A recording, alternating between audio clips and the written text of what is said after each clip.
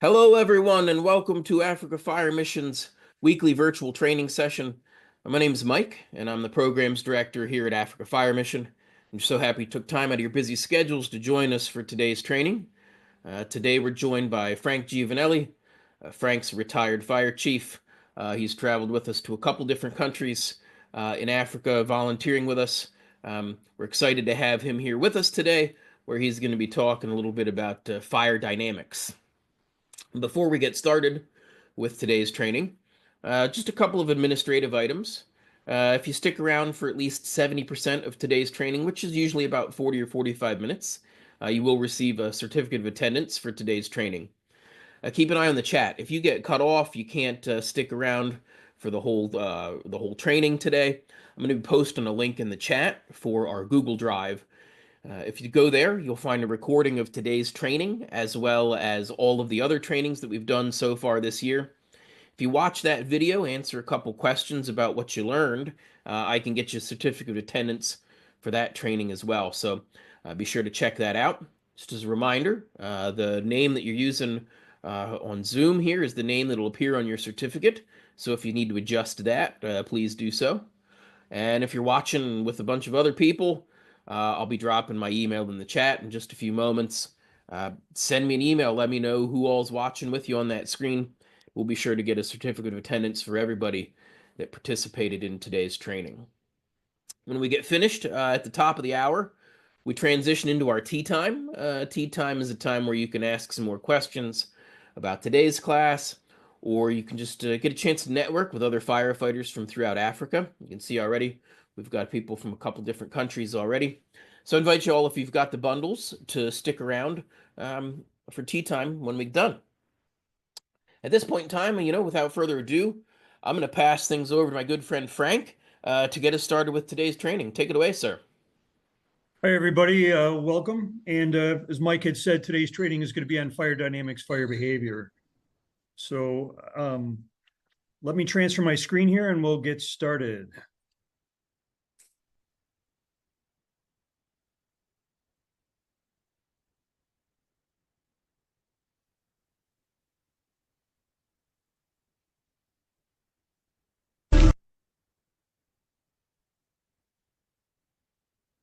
So as I mentioned, today's training is going to be on fire behavior and fire dynamics. Fighting fire is like going into battle with your enemy, with fire being our enemy.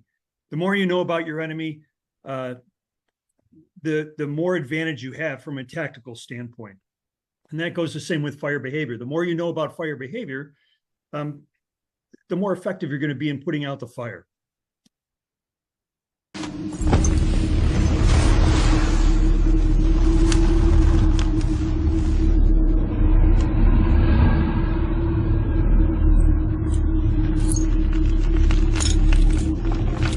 It's a living thing, Brian.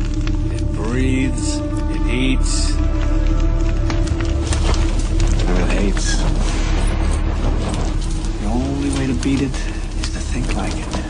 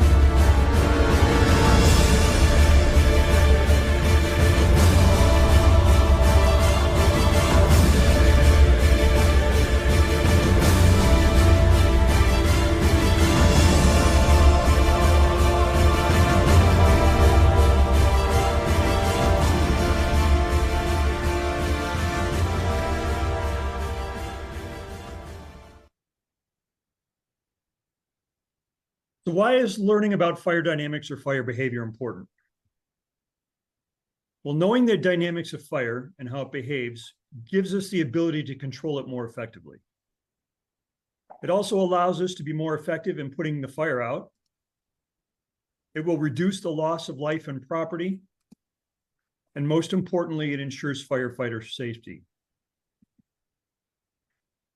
Typically, this is a 40-hour class in the Fire Academy and a semester-long class in a university. So it's impossible to teach you everything you need to know about fire dynamics or fire behavior in the course of an hour.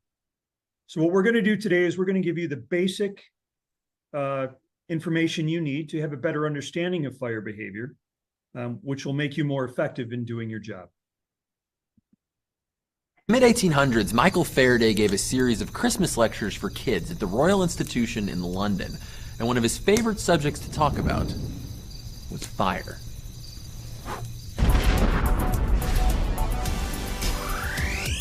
Faraday was particularly interested in candles because inside their delicate flames, they hold some amazing lessons on how fire really works. Now, you might have seen fire described like this in chemistry class, but a chemical formula doesn't explain what fire is any more than a recipe explains what chocolate chip cookies taste like. The first thing we notice about a candle flame is all those colors. Hot things glow because of black body radiation, which we talked about in our video about the color of the universe. And down at the bottom of the flame, it's hotter, so it glows blue. And in the middle, it's a little cooler, so it glows yellowish, orangish. Inside of that flame, there can be hundreds of chemical reactions taking place. The oxygen in the air and the carbon and hydrogen in the candle, they don't do anything on their own. It takes a little outside heat to get things started. The solid fuel is vaporized by the heat and ripped into smaller chunks. This is called pyrolysis, and you can't have a flame without it. You can sometimes see a dark cone around the wick where there's no fire. That's where vaporized wax is coming off the candle, but it hasn't started to burn yet. The hydrocarbons and oxygen in the air slam into each other, and their atoms begin to rearrange. Sometimes electrons in those atoms get into an excited state. And when they come back down again, they give off light. That's why the bottom of the flame glows blue. Not all the carbon in the candle gets converted to CO2, so leftover carbon atoms come together and form tiny particles of soot, which heat up and glow orange and yellow like the hot coals under a grill. This glowing soot is where most of a candle's light comes from. Eventually, at the tip of the flame, all the soot is burned away, and we're left with only carbon dioxide and water floating off into the air. You can investigate all the different parts of a flame for yourself with just a cold piece of metal. Up here, we find water vapor. In the yellow part of the flame, soot. And down just next to the wick, we can even recover unburned wax. Flames look really cool too. They're almost hypnotic. Wait, what was I talking about? Oh, right, shape. Gravity pulls cool, denser air down and makes hot air rise. And this buoyancy is what gives flames their familiar shape. But if you light a flame in 0G, say on the space station, it'll look very different. All the chemical and quantum reactions that make a flame glow can only happen where it meets the air. So even though they look like solid cones, candle flames are actually hollow. As long as there's fuel and oxygen, the flame will burn and burn. Why? See, it's not the molecular ripping apart that makes a flame hot. It's the formation of new molecules and new bonds is what creates heat. And that heat drives the chain reaction forward, vaporizing more fuel, slamming more molecules into one another, and making the fire burn on. Our species has been gathering around fire for thousands of years, telling stories and asking questions over a flickering flame. And that's part of what helped make us human in the first place. Stay curious.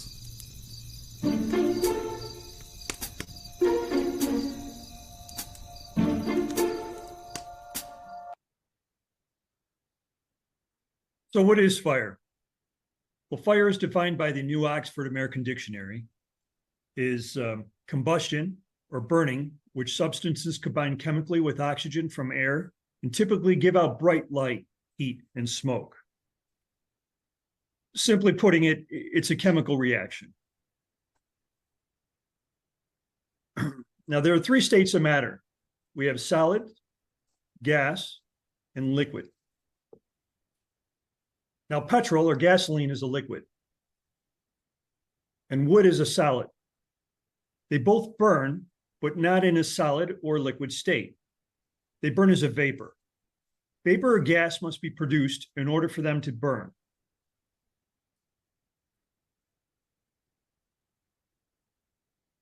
And that's called transferring states. So we have a solid, which we all know that ice freezes at, or water freezes at 0 degrees Celsius and turns into ice. As the heat builds up, as it gets hotter, it converts into a liquid. And once that temperature reaches 100 degrees Celsius, which is the boiling point of water, it turns into a gas or vapor. Similar to that of the wood. The wood is a solid piece of material. As that wood heats up, it starts to go through a decomposition called pyrolysis. And then what happens is the wood heats up, it breaks down, it turns into a gas or vapor, and it's the gas or vapor that's burning on the wood. If you've ever taken a solid piece of wood and held it over a fire, it doesn't instantaneously combust. It doesn't catch on fire. It has to go through that transferring state or that pyrolysis to break down and eventually turn into a vapor, which again, is the vapor that's burning or the gas. Liquid fuel. Liquid fuel is considered to be gasoline or petrol. The flash point is negative 45 degrees Fahrenheit or negative 42 degrees Celsius, and it produces enough vapor to flash. Solid fuel, an example of that would be the wood. Now, solid fuel, as I mentioned earlier, goes through a decomposition state called pyrolysis. It's a thermal decomposition of a material. That's where I had mentioned that the piece of wood heats up, starts to break down, and eventually turns into a vapor state, which is the vapor of the gases that are burning.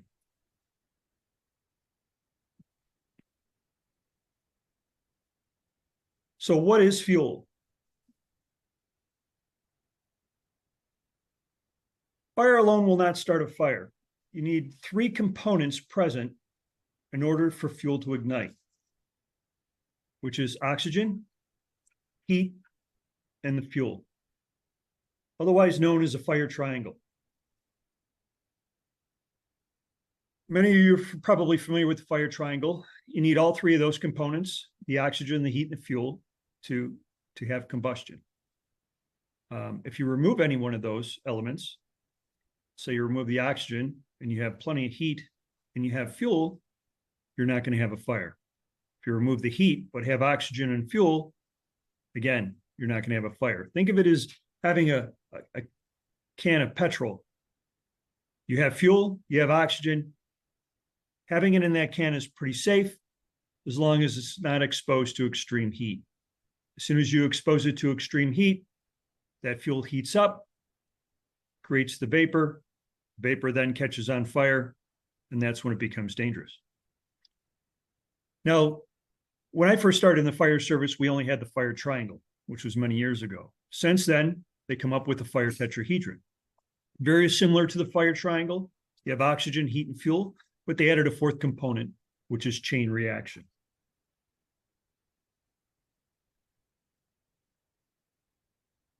So we have on the screen here is a carburetor. And for those of you who aren't familiar with what a carburetor is, it's found on a combustion engine, and it regulates the fuel and oxygen mixture in order for you to have combustion within the engine. Now, much like an engine, if you have too much oxygen and not enough fuel, you won't have combustion. It'll be too rich.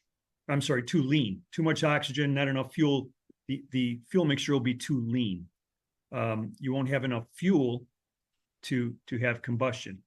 If you have too much fuel and not enough oxygen, it'll be too rich and you won't have combustion. So you have to have that perfect blend of oxygen and fuel in order to have combustion.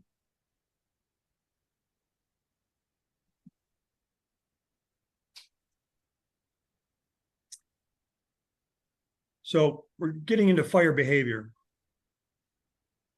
Solid fuel in fire development. There are 4 different stages of fire. And as the fire starts, it progresses through all 4 stages, eventually reaching the last stage. First stage is the incipient phase. The second stage is the growth stage. We have the third, which is fully developed stage, or the free burning stage. And then the fourth, which is the decay stage or decomposition stage, smoldering, it's also known as. This chair is an example of a fuel-controlled fire. Note the 4 stages of fire: ignition, growth, full development,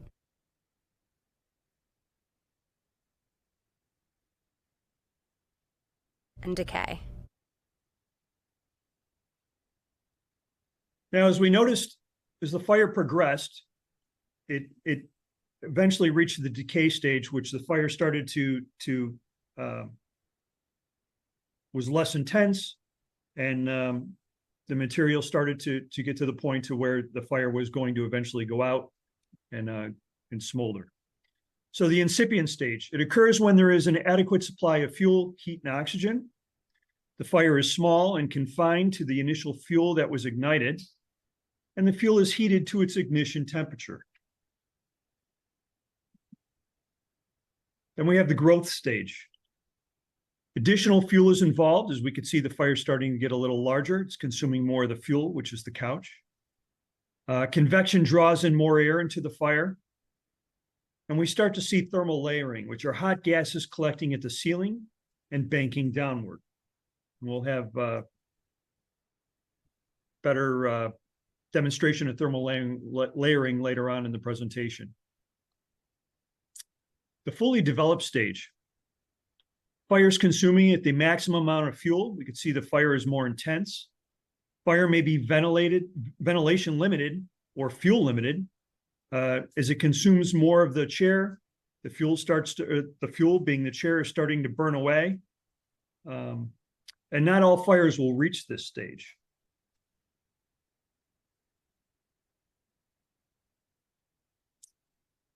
The decay stage. The fuel is nearly exhausted. The intensity decreases or stops. Eventually, the fire will go out. And if additional oxygen is introduced into the fire compartment, rapid or violent fire growth can redevelop quickly.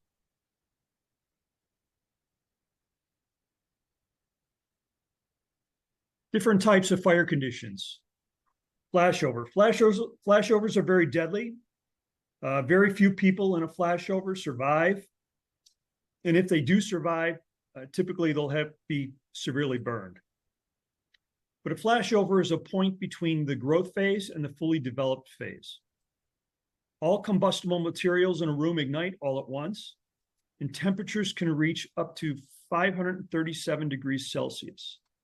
And as I mentioned before, flashovers are deadly. Here's an example of thermal layering. Gases forming into layers according to the temperature, heat rises. The superheated gases rise to the ceiling. The ceiling is like a cap on a pop bottle or a soda bottle. It can't go any higher, so it confines the heat. It keeps it within that structure or that compartment. And as the heat rises and can't go any higher, the heat starts to come down, starts to bank down the walls. And that's why it's so important when you're fighting a fire, especially if you don't have BAs, to stay low to the ground. Not only is the temperature much cooler, not only is it a bit cleaner because your smoke and superheated gases rise, but you have greater visibility as well. Rollover is spontaneous ignition of the hot gases in the upper levels of a room. Those gases that rise reach their ignition temperature, and as you saw in the video, they ignite and they start rolling down the walls.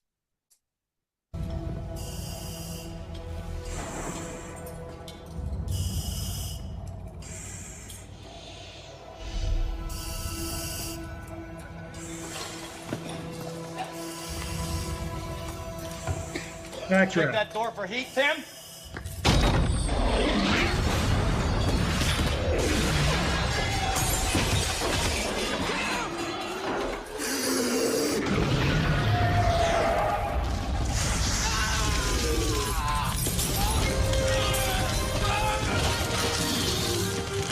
Backdraft is caused by the introduction of oxygen into a compartment where the superheated gases and contents are already hot enough for ignition, but do not have the sufficient oxygen to combust.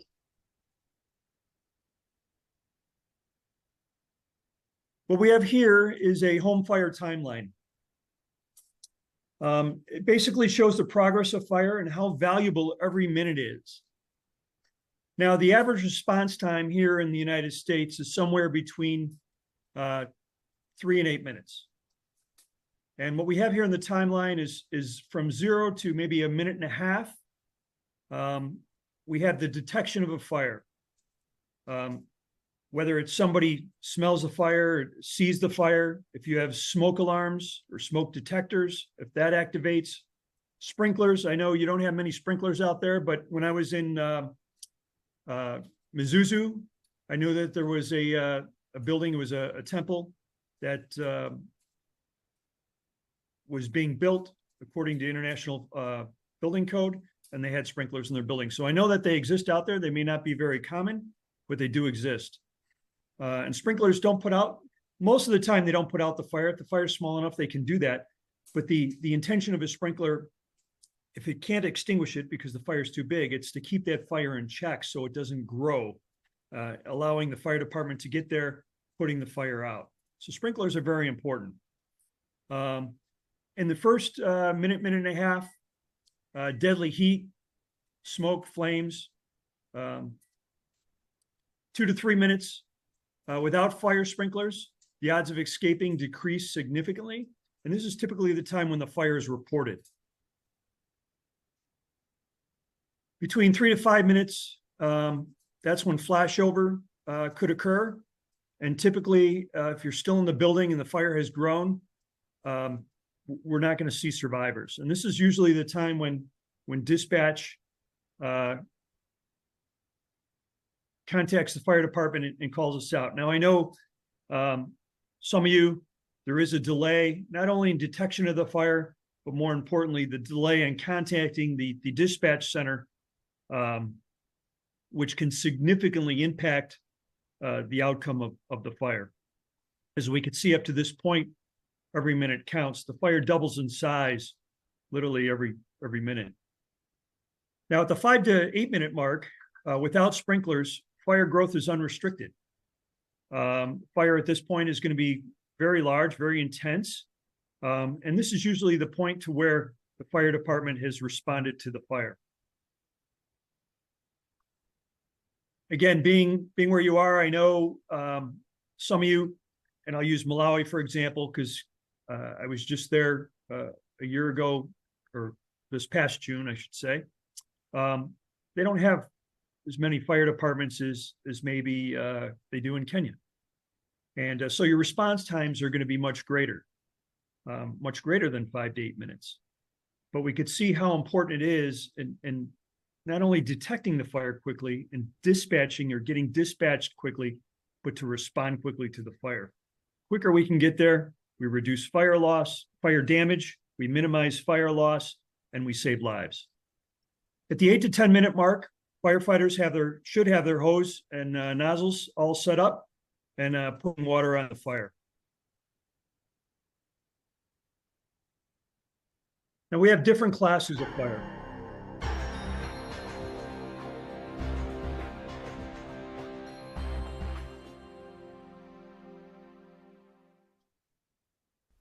To put out a fire, you usually put some type of retardant on it, like water, baking soda, or sand.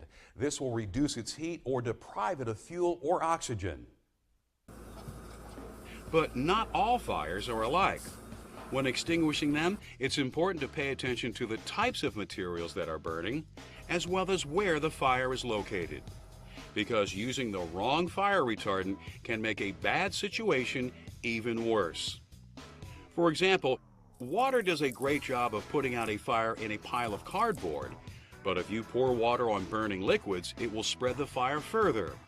And if the fire is in or around electrical equipment, somebody could get electrocuted because water conducts electricity. To make it easier to distinguish between different types of fires and determine what substances should be used to extinguish them, fires have been divided into classes. Class A fires involve everyday solid combustibles such as paper and wood. As we've seen, these can be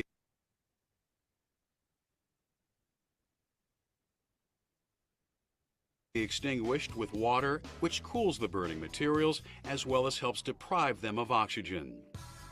Class B fires involve flammable gases, liquids, and some plastics. For example, fires fueled by gasoline or propane are Class B fires. Class B fires can be put out by applying chemical foams that blanket the area and cut off the fire's oxygen supply. Class C fires involve electricity and can occur in equipment such as copiers, light fixtures, fuse boxes, electrical wiring, and receptacles. These fires are extinguished by starving them of oxygen, a process called smothering. This can be done safely with dry chemicals such as monoammonium phosphate, potassium bicarbonate, and potassium chloride, all of which are non-conductive.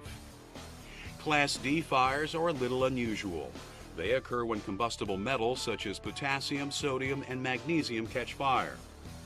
You will probably never encounter a Class D fire, but if you do, don't attempt to put it out yourself. Call your local fire department immediately.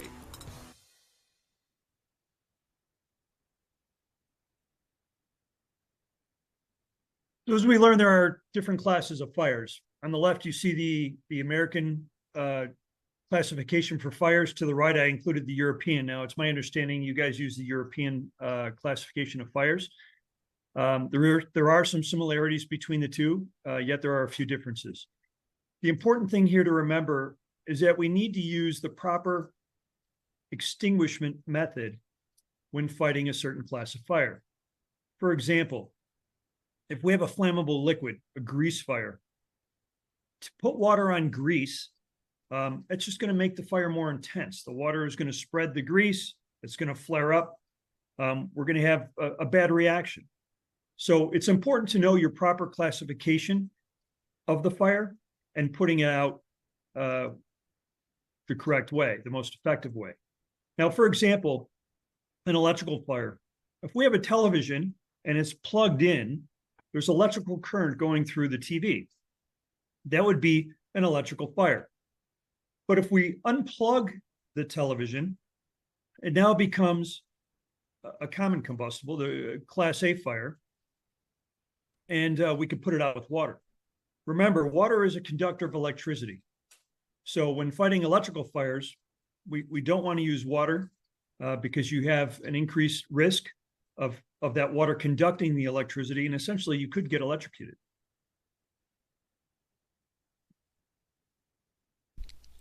Welcome to a short class on size up and how to read smoke. In this video we're going to talk about fire behavior and some of the techniques that you can use that will not only enhance your safety but allow you to make better tactical decisions while operating on the fire ground. Here are some tips that can help you locate the seat of the fire. First, look for the fastest moving smoke venting from similar size openings. Another technique is to look for the tallest smoke column. You can also look for black, thin, fast-moving smoke. Taking a look at this structure, compare the smoke venting from similar size openings, such as windows, doors, and the soffit and eave line of the roof. Where do you see the fastest moving smoke? How about the tallest smoke column? Can you see the thin, black, fast-moving smoke venting from the hole in the roof? The steam conversion venting from the same hole is an indicator that attack crews are making a good push and are knocking down the fire.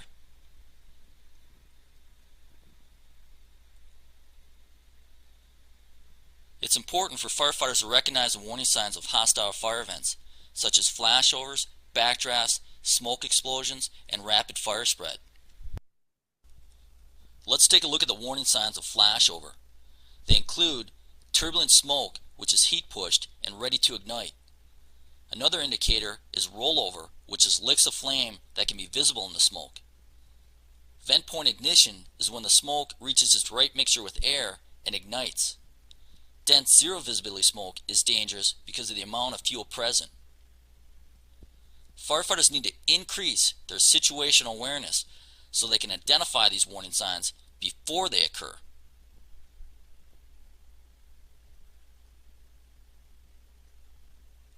You might not be able to prevent a hostile fire event from occurring. You just don't want to become part of the event.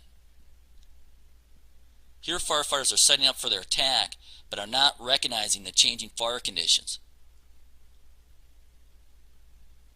Can you see the turbulent smoke flow venting from the doorway? The key is to be proactive. Here, firefighters are caught off guard, placing them in a compromised position, forcing them to react and play catch-up. Be careful of porch or roof overhangs, which can mask turbulent smoke flow. In reduced visibility and up close, it can be difficult to identify. Remember also that ventilation, both natural and mechanical, can induce flashovers.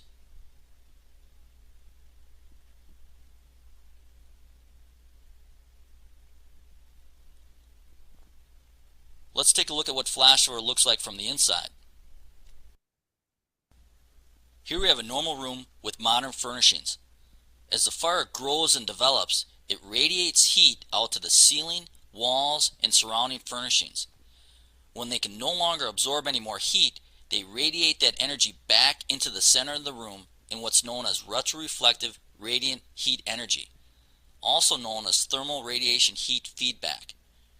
This further intensifies conditions in the room, causing the surrounding materials to off-gas until the point where they all reach their ignition temperature and flashover occurs. Not only are conditions in the fire room unsurvivable at this point, but as the fire vents out the doorway, adjacent rooms will quickly become untenable as well.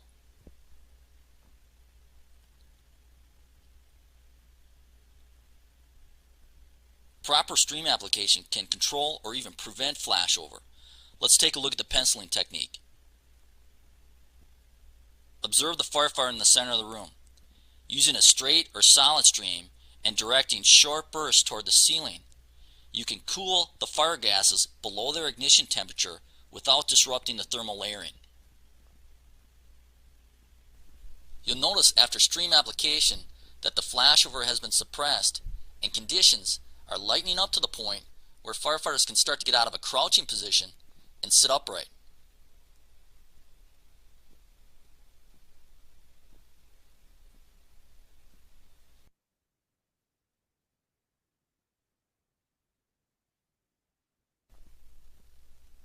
Let's look at some warning signs for a backdraft. Be on guard when you encounter tightly sealed or well-insulated buildings.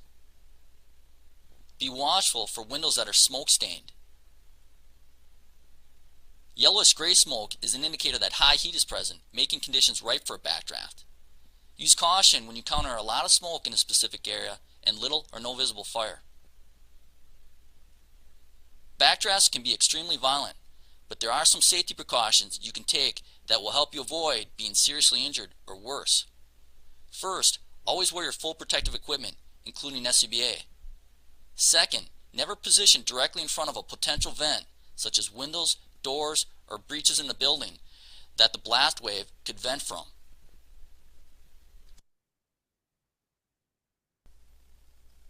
Smoke explosions can occur during growing or developing fires.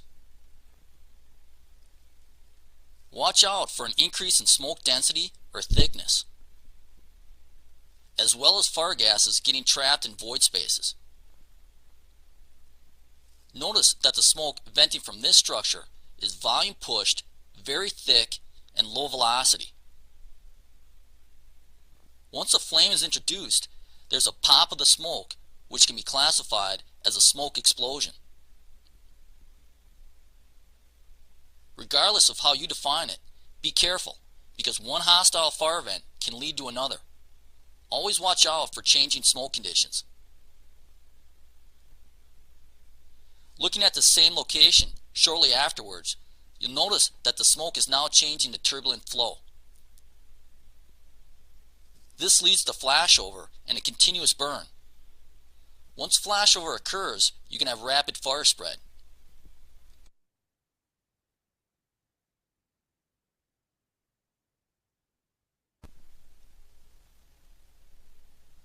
One way to predict rapid fire spread is to look for fast-moving smoke in hallways, stairwells, and on the outside. Here we have a two-story multifamily apartment building with fire involving one unit on the first floor.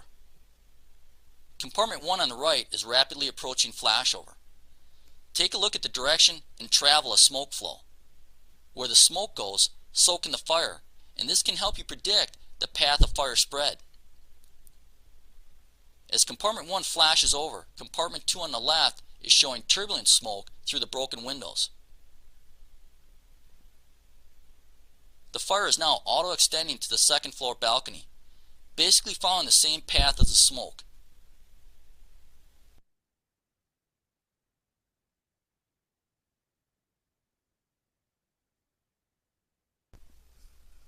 As compartment 2 flashes over, the fire rapidly intensifies. The school of thought is to use large lines when faced with a large body of fire. But if you're working with a smaller hand line with a large flow fog nozzle, don't lose composure, because you can still safely knock down a large body of fire from the outside by using a narrow to medium range fog pattern. This can give you greater steam conversion and a faster extinguishment over a larger area. For safety reasons, only employ this tactic when you're on the outside and not in the room that's involved. When greater reach and penetration is needed, you can switch back to a straight stream.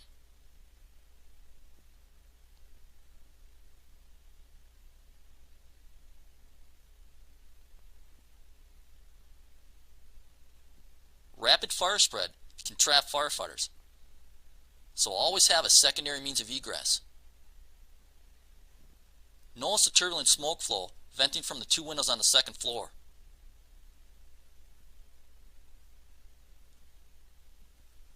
This firefighter was lucky to escape.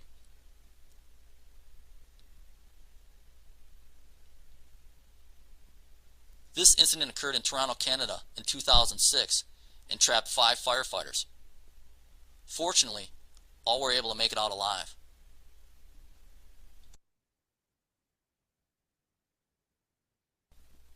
Black fire is a slang term and is used to describe smoke when volume, velocity, density, and color are at their worst. When you see it, don't be overly aggressive, because no one will be alive in that room or compartment. Take a look at the smoke and remember what you see. There's a lot of it. It's black, thick, and fast moving. Basically, the smoke is acting just like flames.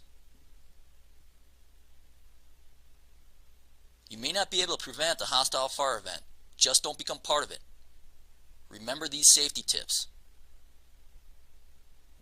Vent, high to release heat.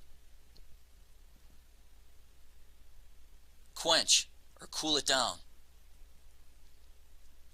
Flank, and don't be directly in front of the vent. I want to give special thanks to Dave Dotson, the originator and author of the Art of Reading Smoke program. As Dave is well known for saying, don't just be safe, make it safe. Thanks for watching. So as we saw in this brief video,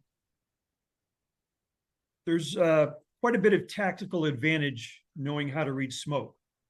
We can tell a lot by what the fire is doing by just visualizing the smoke or smoke column.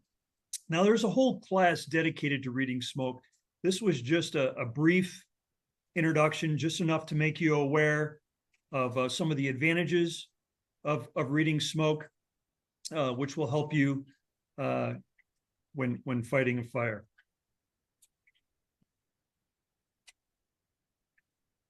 Heat transfer. Heat transfer is measured as an energy flow per unit of time. It occurs when there's a difference in temperature between two objects. Heat will flow from the hotter object to a cooler object until they reach equal temperatures. And that's why you saw the smoke going out to the cooler temperature. The heat is being drawn out to the cooler environment. When two objects have the same temperature, heat transfer does not occur. And the rate of heat transfer is dependent on two factors: the difference in temperature and the ability of the materials to conduct heat. Conduction. Conduction is the process of transferring heat to and through one solid to another. Objects that have more tightly packed molecules are more efficient in conducting heat. And conduction is dependent on thermal conductivity, area, and difference in temperature. Good example of conduction is when you have a pot of boiling water. The water starts to boil, you touch the handle, and the handle is hot. That heat conducted through the water to the actual pot.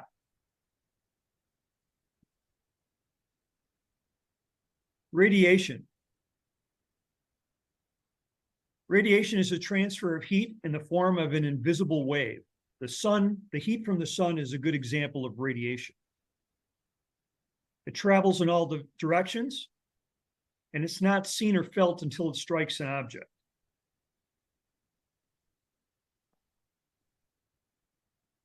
Convection, the transfer of heat by the flow of gases or fluid from hotter areas to cooler areas. It involves primarily smoke and hot gases generated by the fire. And transfer is from a hotter gas to a cooler surface.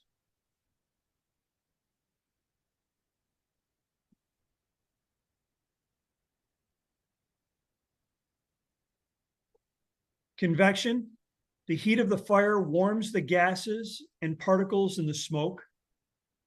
The hotter and less dense column of gases rise and displaces cooler, denser gases downward. In a building, the convection currents generated by the fire rise in the room and travel along the ceiling. And they may carry the fire outside the compartment or room of origin and to other parts of the building through the flow path or neutral plane. Wind effect. Wind plays an important role in when fighting a fire. It influences the fire behavior. And it may affect which side of the structure you enter. As you see in this picture, flames are heavily coming out of the front of the building or the A side of the building. So do we want to enter that side of the building? Or we could see the wind is coming in from the C side of the building or the back of the building. We'd want to enter in from the back. We have a better tactical advantage when putting the fire out, not to mention it's much safer for the firefighter. Size up of a structure. Fire must include wind evaluation. So as your incident commander or first in responding unit, when you're sizing up that structure, take into consideration the wind direction.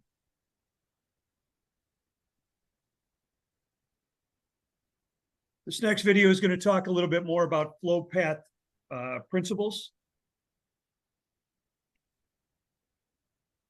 A flow path is the direction of movement of heat, smoke, and air from areas of high pressure to areas of low pressure inside and outside of a building. As combustion occurs, heat is released, causing higher pressure near the fire.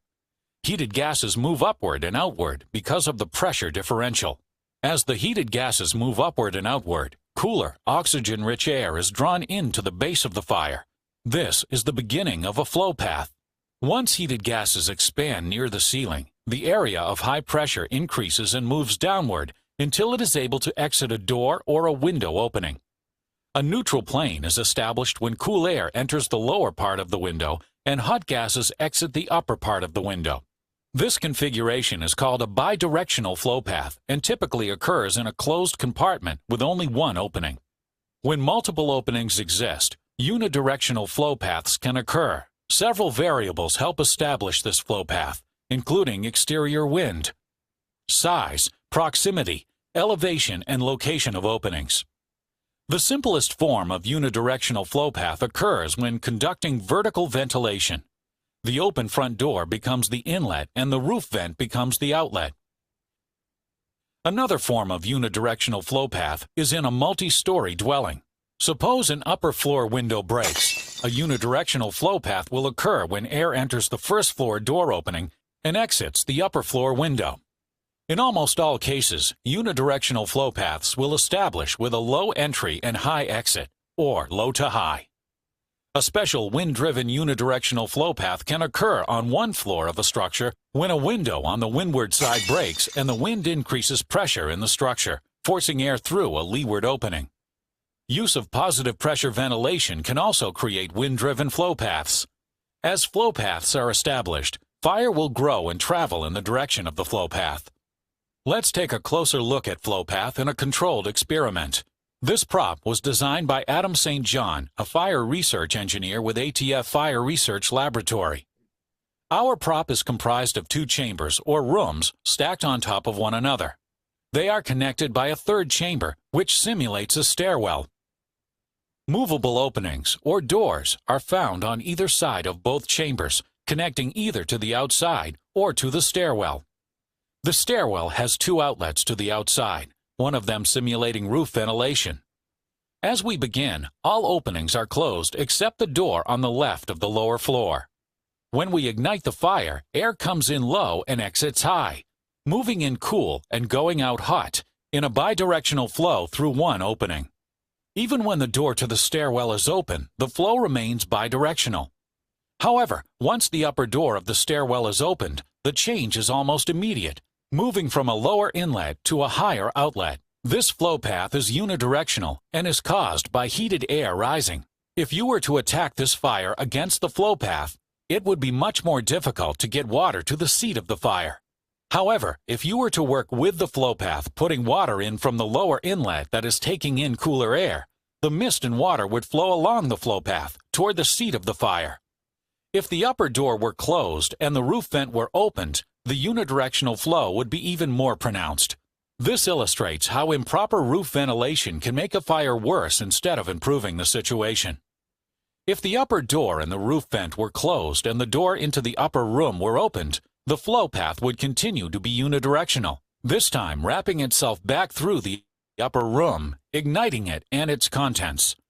This illustrates that flow paths are not linear. They can travel in unexpected directions, but always according to the laws of physics. They will almost always flow from low to high. As a firefighter, understanding the elements of fire behavior, such as flow path, is essential to your safety.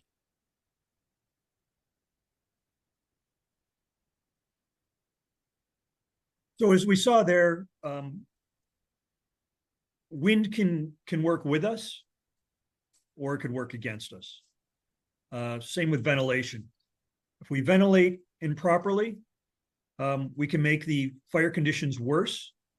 But when ventilating in the correct way, we can improve conditions, and it gives us a tactical advantage when fighting the fire.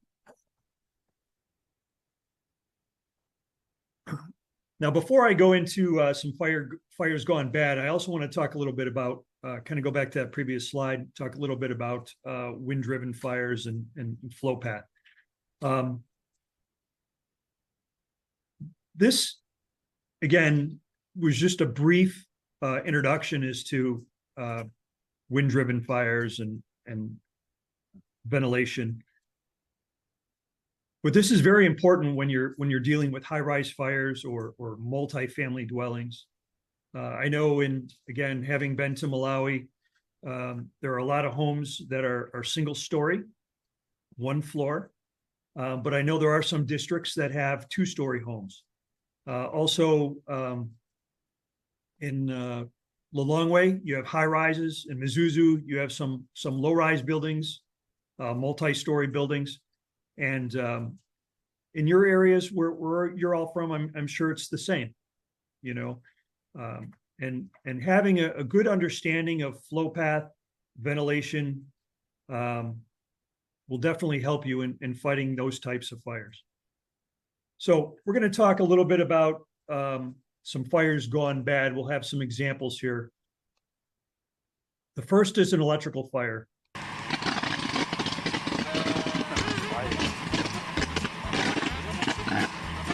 What we're looking at here, you see that there's a transformer on fire, and watch what happens when the firefighter puts water on that electrical fire.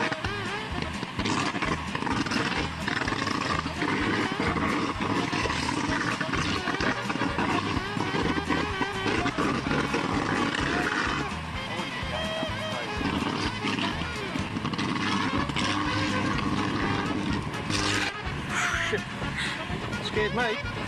We saw what happened. Remember, water is the conductor of electricity. I pulled away from it though because it scared me.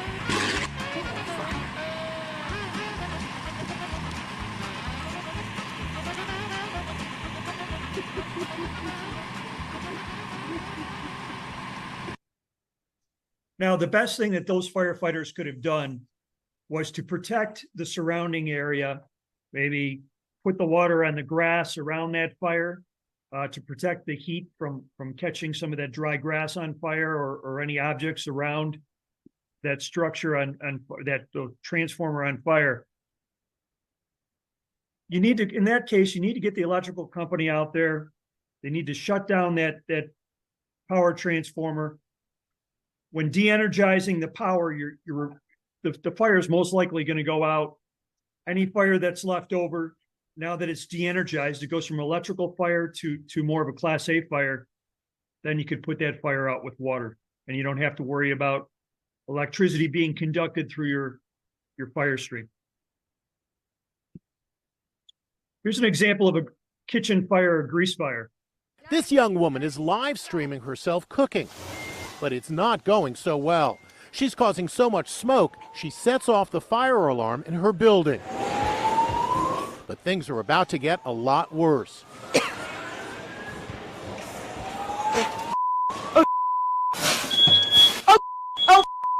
Now she's in big trouble. Oh, God. I don't know what to do, guys. I don't know what to do. She runs out of her apartment screaming for help. Help! Help! I don't have a fire extinguisher. I just freaked out. I was like, I don't know what to do. As we saw there, it's important to use the right extinguishing method with the right type of fire. She put water on grease, just made the fire worse.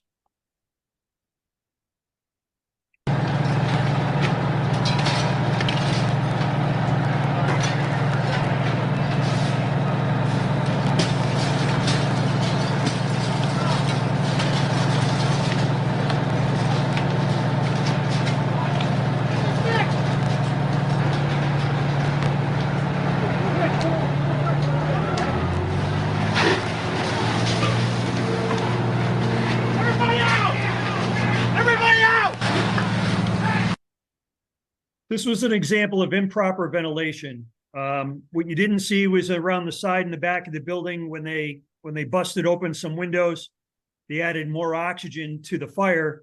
Firefighters were inside on that first floor, made the fire more intense, and obviously with the intense heat, smoke, it drove the firefighters out. Fortunately, nobody got hurt, but that could have turned into a really bad experience. And we have one more slide here.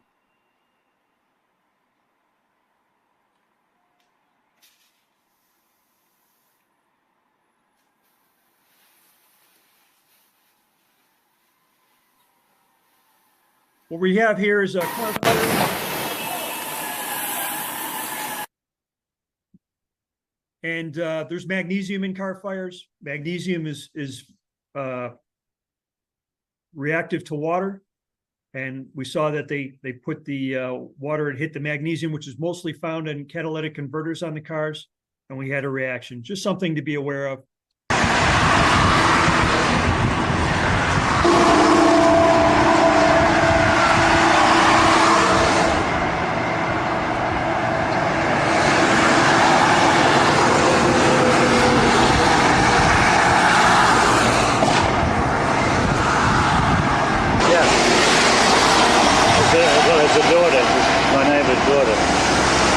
should give him a ride. Hey, you give him a ride, eh? Home? Oh, I can do, yeah. I was wanting to speak to the customers there, but I only keep it. I wonder if I could walk down there. He might not let you till the fire's out because the gas tank could still explode. The flame reaches. I thought it was going to go before, but it's standing right on it, so.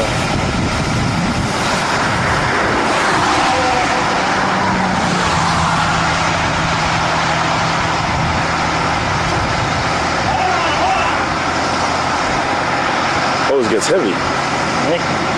Struggling with that hose. The hose is heavy, eh? When it's full of water.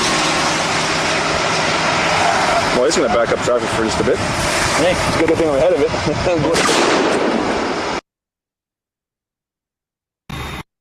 On that fire, what we saw was a lot of the older cars, they have shocks in the front bumpers.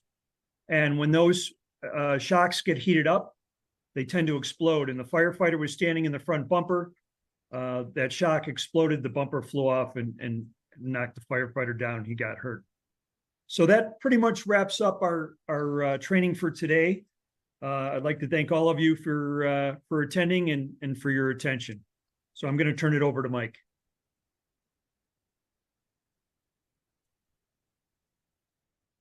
Awesome. All righty. Thank you, Frank. What a great class. Lots of good information there.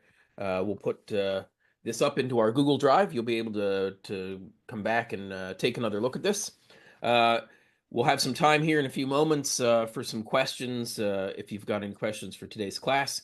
Let me just wrap things up with a big thank you to Frank for taking his time to join us and lead today's session. And a thank you to all of you guys for taking the time out of your schedules for the bundles that you had to get, your data bundles to get here. We don't take that for granted. If you think that there's somebody else you know that may benefit from our classes, we've got plenty of seats available. So please share the registration link. You can find that in all of our training materials at our website, www.africafiremission.org.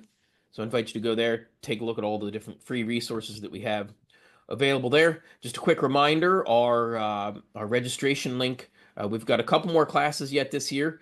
As we move into the new year, there will be a new link, so be sure to watch for social media, our WhatsApp groups and things like that, so that you can find the latest link for next year's classes. So with that, I'm going to wrap things up. I hope to see you all again next week.